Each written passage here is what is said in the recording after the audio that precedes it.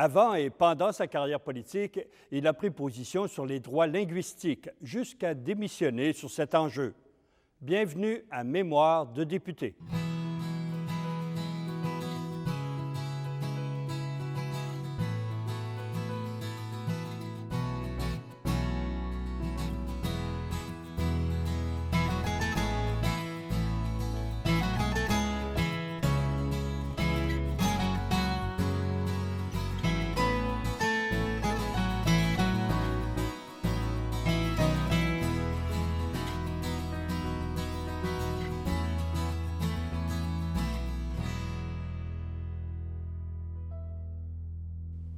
Bonjour, M. Marks. Bonjour. M. Marks, je veux revenir à votre mandat à la justice.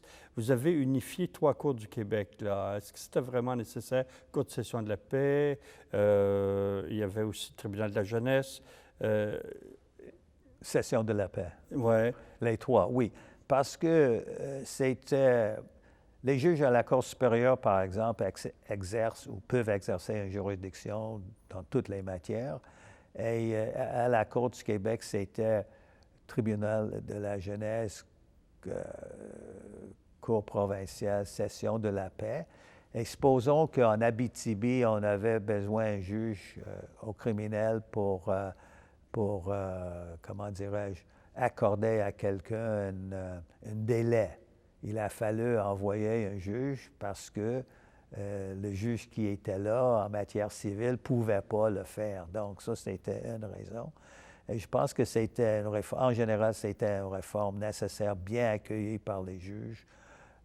C'est sûr qu'on a consulté beaucoup les juges et depuis là... C'est une question pratique, finalement. Question pratique, oui. Un juge est juge, il doit être capable de juger dans toutes les affaires, le cas échéant. Quoique, il y a 3 chambres. 3 chambres. Vous aviez aussi la responsabilité d'un comité sur le partage équitable des biens en cas de divorce. C'était avant la loi sur le partage du patrimoine familial. Est-ce que tout ça se tenait ensemble? Oui, mais j'ai proposé une loi sur la réserve héréditaire. Ça veut dire que quand quelqu'un décède, une certaine portion de ses biens doit aller à son épouse ou à son époux. Au Conseil des ministres, ce n'était pas unanime, ça n'a pas passé. Donc, je suis revenu avec un autre, un autre projet, c'était pas un projet de loi, avec un autre projet, avec la ministre responsable de la condition féminine. À l'époque, c'était Gagnon-Tremblay, Madame Gagnon-Tremblay. Oui. Et c'était pour avoir un projet sur le patrimoine familial qu'on a fait adopter. Ça a changé beaucoup. Ça a changé beaucoup. Quand j'étais juge, j'ai traité beaucoup de causes. J'avais beaucoup de causes devant moi où la question de patrimoine familial était à décider. Donc, c'était une réforme nécessaire. Ou non, on se divorce, tout appartient à monsieur si tout est dans son nom. Et madame a rien, elle a travaillé, pendant le mariage, donc ça a changé. Les gens savent, la maison, les voitures. Enfin, le patrimoine commun. Commun, oui. La maison de campagne, là. Moi, à titre de juge, j'avais une cause où c'était un bateau qui était utilisé comme maison de campagne, là. Et j'ai décidé que le bateau en question, ça tombe dans le patrimoine familial en vertu de la loi. Ouais. Donc, certaines choses, donc j'ai été impliqué pour adopter, des lois adoptées, je les revus à titre de juge. Ça, c'était un peu drôle parfois. Ben oui. Parce que c'est moi qui l'a fait et maintenant je dois les interpréter. Vous avez remplacé la commission de police aussi par un tribunal disciplinaire sur le travail des policiers. À quel besoin ça répondait, ça? Ça, c'était sur le plan administratif. C'était fait avec l'accord le corps de police parce qu'ils étaient consultés. En politique, il faut consulter beaucoup de monde avant de procéder parce qu'il faut apprendre c'est quoi les problèmes et aussi comment ça sera vu. Je pense qu'on a fait de progrès. On avait un règlement ministériel à l'époque. Si un policier tue quelqu'un supposé à Montréal, c'est la Sûreté du Québec qui va faire l'enquête. Et si c'est la Sûreté, c'est à Montréal. Et la même chose si ça arrive à Québec. Et vous aviez dans votre livre blanc, enfin, votre grande réflexion sur l'administration de la justice au moment où vous étiez dans l'opposition, proposé un chapitre sur l'emprisonnement pour amende impayée. Et là, vous êtes ministre de la Justice et là, vous imposez ça. Plus question d'emprisonnement là-dessus. Pourquoi? Parce que les prisons étaient trop pleines? Bien, il y a ça, trop pleines. Moins plein qu'ailleurs, mais plein. Ça ne vaut pas la peine d'emprisonner quelqu'un pour une amende de 100 $ non payée quand ça coûte plus de la garder en prison une semaine ou deux. Et donc, on a aboli ça. Mais il y a d'autres façons de procéder. On peut, comment dirais-je, saisir son permis de conduire, on peut enlever sa voiture. Il y a beaucoup d'autres sanctions possibles. Et ce ne sera pas nécessaire de l'emprisonner, le prisonnier qui n'a pas payé une petite amende. Durant votre mandat à la justice, vous avez aussi, une certaine période, stoppé les procédures sur l'avortement. C'était dans quel contexte? Bien, l'avortement, il y avait des jugements. À l'époque, on attendait un jugement de la Cour suprême du Canada sur l'avortement et j'ai arrêté des avortements parce que le Parti québécois était pour l'avortement à l'époque et les gens avaient peur, qu'est-ce que les libéraux vont faire? J'ai arrêté la poursuite contre l'avortement contre un médecin et j'ai téléphoné à M. Bourassa à 1 heure et je lui ai dit, M. Bourassa, j'arrête la poursuite d'un avortement, je veux que vous soyez au courant.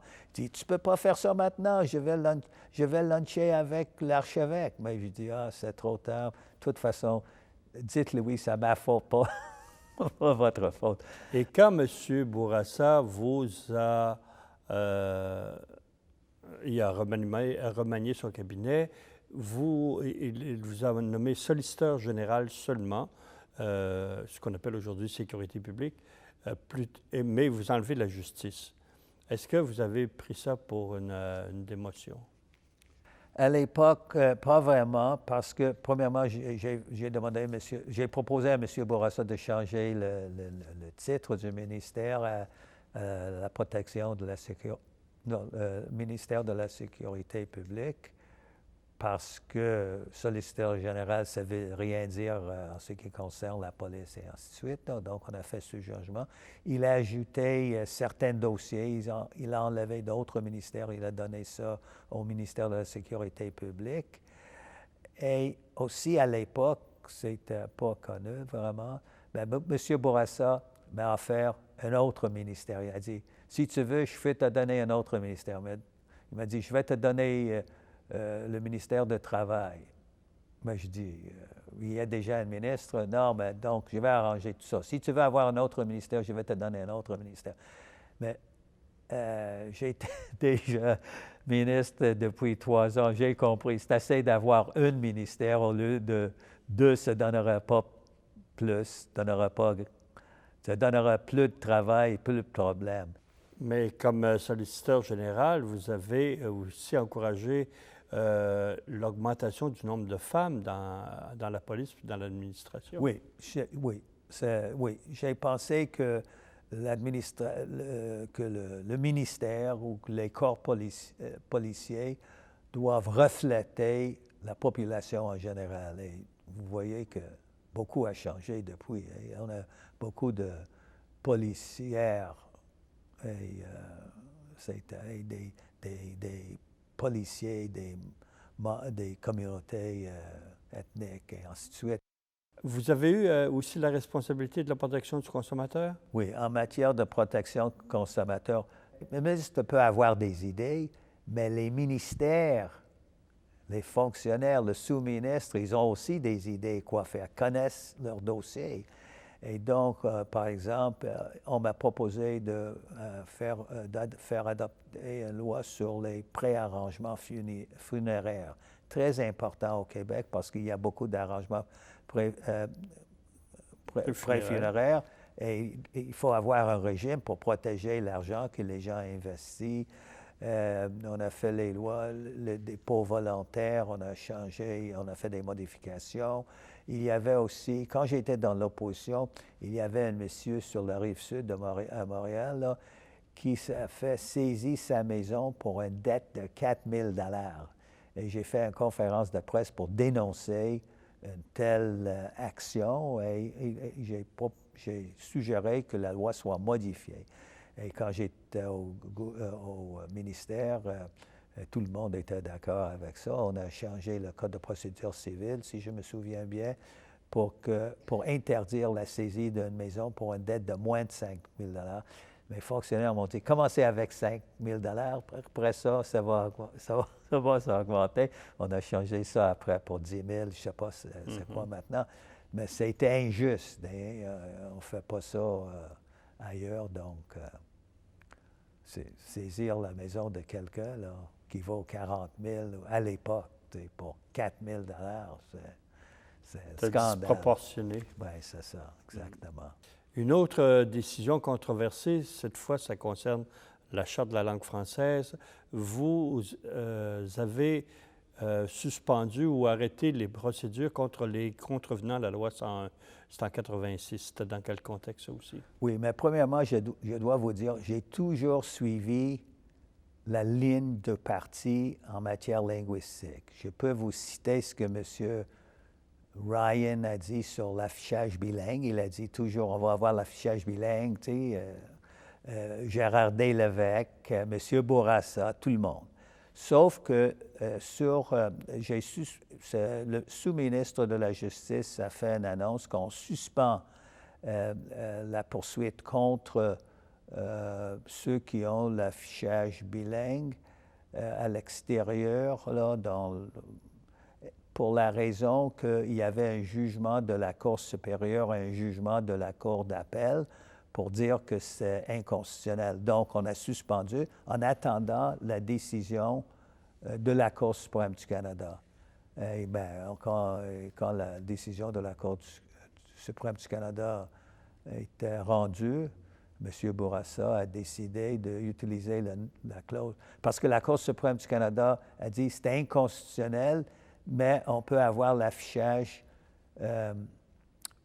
d'une façon nettement prédominante pour le français. Tout ça, M. Bourassa a fait adopter la loi 178, je pense, pour passer outre cette décision de la Cour suprême avec la clause non-obstant de la Constitution qui reste en vigueur 5 ans. Et quand j'ai démissionné à cause de cette loi, parce que c'était une promesse du gouvernement pendant 10 ans, quand on était au gouvernement, mais avant aussi, dans l'opposition, c'était toujours une promesse du Parti libéral. Donc, mes électeurs ont voulu que ce soit respecté, cette promesse. Donc, j'ai démissionné du Conseil des ministres parce que c'était impossible de rester à cause de mes électeurs et j'avais raison parce que aux prochaines élections, c'est le parti Égalité qui a gagné et pas les libéraux dans mon comté. Mais dans mon discours, quand j'ai démissionné, mon discours à l'Assemblée nationale, j'ai dit que... Pour moi, Monsieur le Président, le lac Meech est essentiel. Et c'est pourquoi je demande, j'encourage le Manitoba, mes collègues au Manitoba, de voter en résolution pour donner suite aux engagements en ce qui concerne l'adoption de l'entente sur de Lac Meech.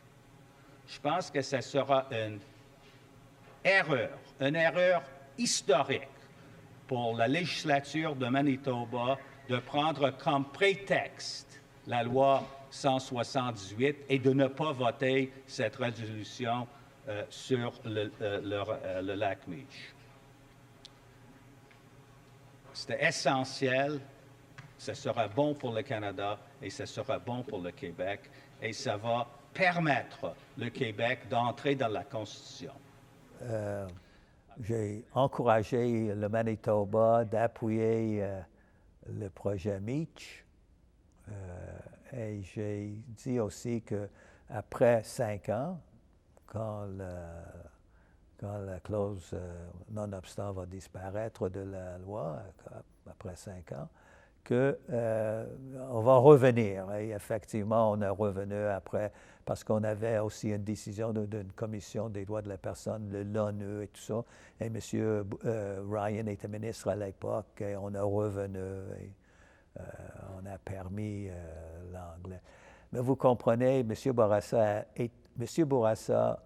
était brûlé à cause de la question linguistique en 14-75. Oui, c'est ça. Donc, je pense qu'il a appris quelque chose. Et en adoptant la loi 178 et en disant aux Québécois, je suspends des libertés publiques pour protéger la langue française, ça n'a pas pris beaucoup. Ça n'était pas nécessaire de dire plus pour gagner les prochaines élections. Ouais. On va revenir là-dessus, M. Marks. Mais avant ça, avant cette loi 178, vous aviez été critiqué pour avoir remboursé 24 000 $ à Alliance Québec et à Chaucer Brown. C'est exact pour leur contestation de la loi 101? Oui, mais moi, je ne savais pas que c'était fait. J'ai appris ça quand j'ai appris ça lors d'une commission parlementaire. Le critique de l'opposition, c'était M. Filion, je pense, à l'époque, qui m'a posé la question. Et je ne savais pas quoi répondre parce que je ne savais pas que c'était fait. C'était fait à mon issue. Je ne savais pas. Jamais blâmé mes fonctionnaires, j'ai jamais blâmé les procureurs parce que ça n'a pas été ma façon de travailler. Mais j'ai appris ça lors d'une commission parlementaire, j'étais très surpris. C'était déjà fait dans d'autres situations, dans d'autres causes. Quand j'ai rencontré le juge en chef, Lamère, plus tard, lors d'un cocktail, je lui ai parlé de ça, il a commencé à rire. Si c'était demandé, je l'aurais accordé. Donc, on a fait toute une, comment dirais-je? Une grosse histoire là-dessus.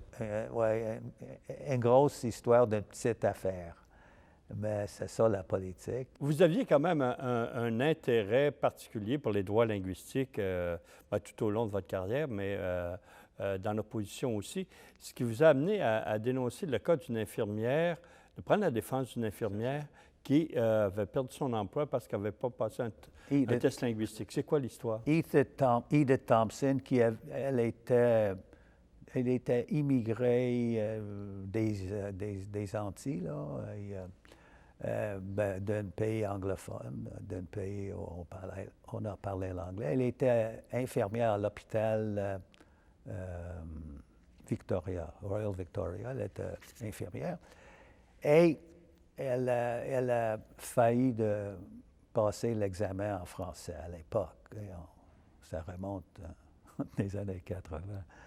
Et Camille Lorrain, le ministre, a fait une déclaration que personne ne va perdre sa job à cause de la loi 101. Je lui ai envoyé un télégramme à René Lévesque. J'ai eu une réponse d'un autre ministre. Mais l'idée, c'est qu'elle n'a pas réussi aux examens, mais à un moment donné, des infirmières auxiliaires ont échoué à l'examen à 89 %, Mais tous les médecins ont passé, parce que je pense que c'était à peu près le même examen pour les auxiliaires et les médecins, et c'est pas le même niveau. Mais elle a dit, elle m'a apporté une pétition pour déposer une pétition à l'Assemblée nationale, ce que j'ai fait.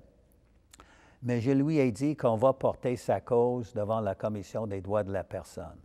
Et c'était une cause très sympathique. Et même, il y avait un éditorial dans Le Devoir, c'était pas Claude Ryan, il n'était pas là à l'époque, mais c'était un autre éditorialiste qui m'a appuyé. Et il y avait beaucoup d'appui au Québec pour cette personne. Et éventuellement, elle a passé son test en français. Et je le vois de temps en temps sur la rue. C'était une femme charmante. J'aimerais la voir comme infirmière. Ça m'arrive d'être à l'hôpital parce qu'elle est très gentille.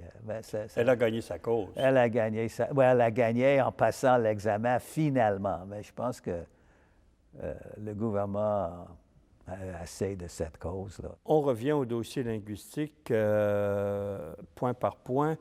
En 88, c'est la décision de la Cour suprême concernant l'affichage et l'adoption de la loi 178 que vous avez mentionnée, l'adoption de la loi 178 par le gouvernement Bourassa, clause nonobstant tout ça.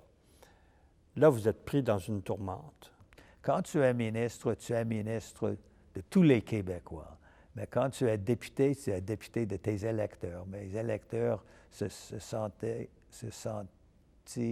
trahis par le Parti libéral parce que la promesse était là depuis toujours et on change la loi une fin de semaine. Mais donc, j'ai démissionné à titre de ministre. Quoique dans mon comté, il y avait un journal de comté où les gens m'ont suggéré de rester et tout ça. Mais il a fallu que je fasse quelque chose pour démontrer que je comprends qu'ils étaient promis quelque chose et qu'on ne donne pas suite. Il a fallu que je fasse ça et j'ai pensé qu'après 3-4 mois, tout le monde va oublier ça quand même. C'est pas... c'est l'affichage, c'est pas la vraie vie, mais les gens n'ont jamais oublié. Et donc, j'ai pensé à quitter la politique. Mais M. Bourassa, même au mois d'avril 89, m'a dit « Herb, reste, là, si tu restes, je vais te nommer ministre de la Santé. Teresa Avaros va s'en aller. Je vais te nommer ministre de la Santé, 4000 institutions. Est-ce que j'ai besoin de ça? Non. » C'est un ministère très, très difficile. Oui, oui. Il y a M. French et M. Lincoln qui démissionnent en même temps que vous. Oui. Est-ce que vous étiez consulté à ce moment-là? On se consultait, on a parlé de ça. Et, moi, j'ai vu rapidement que c'est terminé. On aurait pu faire ce qu'on a fait 5 ans plus tard. Mais M. Bourassa, notre système, c'est un système de chef. À Québec, au Canada, en Ontario, quand le chef décide, tout le monde suit. C'est pas comme aux États-Unis, on a la Chambre des députés, le Sénat, il y a discussion. Donc, le président peut exercer un veto. Ici, là, c'est exercé par le premier ministre une fois qu'il décide, après consultation. Ça fait... Et il y avait aussi la réaction possible hostile de vos électeurs. Oui, ils étaient tout à fait contre. Donc, Vous avez continué à siéger comme député pendant quelques mois. Pour quelle raison? Parce que j'ai pensé que peut-être je vais réintégrer le gouvernement ou j'ai pensé de retourner à l'Université de Montréal parce que j'étais en congé sans solde. Mais à la fin, j'ai été nommé juge. J'étais bien heureux de... J'ai pas voulu être juge, là, Mais à un moment donné, j'ai décidé que si ça m'a offert, ce serait une bonne... Ouais, j'ai fait application, il faut faire application. Et j'ai pensé que si je suis nommé, ce serait bon, intéressant. Monsieur Marks, dans les réformes que vous avez faites, vous avez sûrement des anecdotes qui vous sont arrivées. Oui, c'est souvent des petites choses. Mais quand j'ai été juge, j'avais un dossier sur les policiers. Et j'ai rendu un jugement défavorable au gouvernement. Et je raconte M. Bourassa lors d'un cocktail là, non politique, et il me dit « Penses-tu que tu as rendu un jugement pour aider le gouvernement? » J'ai répondu « M. Bourassa, la loi est la loi. » Et on a commencé à rire, nous deux. La loi est la loi. Il a bien compris ça. Il était juriste et diplômé en droit, première en classe, donc la loi est la loi. Quelle conclusion vous tirez de toute cette expérience-là du débat linguistique là, qui a amené à votre départ de la politique? Maintenant, on a atteint un stade là où je trouve que c'est tout à fait... Tout le monde est heureux ou pas malheureux. Donc, là, pour vous, cette paix linguistique, est-ce qu'elle est durable? Je pense que c'est durable, c'est parce que quand on voit maintenant, supposons à Montréal, tout le monde parle français, peut-être une autre langue aussi, mais à cause du fait que les immigrants doivent aller aux écoles françaises, bien, parlent français, donc il n'y a pas de problème. Parce que le problème était surtout à Montréal, c'était jamais à Québec. Et l'Assemblée nationale, on peut parler les deux langues, mais l'anglais, là, ça ne se parle pas souvent. Les lois sont adoptées. Les lois doivent être adoptées dans les deux langues en vertu de l'article 133 de la Constitution. Mais tous les travaux c'est en français. L'anglais, c'est une traduction, effectivement. Donc, il n'y a pas de problème. Ici ou devant les tribunaux, il y a des causes qui passent en anglais, mais même à Montréal, peut-être plus que 80 85, 10 sont en français. Ça arrive. Est-ce que vous vous êtes ennuyé de la politique après votre retraite? Ça m'a pris un temps pour me reprendre. Ça a pris un an, au moins un an, peut-être plus parce que je suis devenu juge, il a fallu apprendre le métier de juge aussi. Bien, les politiciens n'aiment pas quitter la politique. Vous voyez, là, les gens qui restent 30 ans. Mais je pense que 10 ans, ça devrait être assez. Il faut avoir un changement des gens, changement de pensée. Les générations changent. C'est bon que les gens ne restent pas. Bien, certaines ont resté longtemps à l'Assemblée nationale, à 30 ans, 35 ans. Mais la plupart des députés, ce n'est pas si longtemps que ça. C'est 10 ans, ça fait une bonne carrière. Bonne carrière, 10 ans, oui. Dans toutes ces années, ces 10 ans que vous avez passé en politique, c'est quoi les réalisations qui vous ont donné le plus de satisfaction? Mais c'était des projets qu'on a fait passer, comme la violence conjugale, sur le Code civil, sur les centres d'aide aux victimes d'actes criminels, comme sur la protection de consommateurs. Il y avait beaucoup de projets, beaucoup de lois, C'était intéressant. C'était 10 ans très mouvementé. Là. J'ai travaillé à mon bureau à l'Assemblée nationale. J'étais là souvent jusqu'à minuit. J'ai travaillé très fort. J'ai eu beaucoup de plaisir. J'ai rencontré beaucoup du bon monde là, avec qui j'ai gardé des liens jusqu'à aujourd'hui.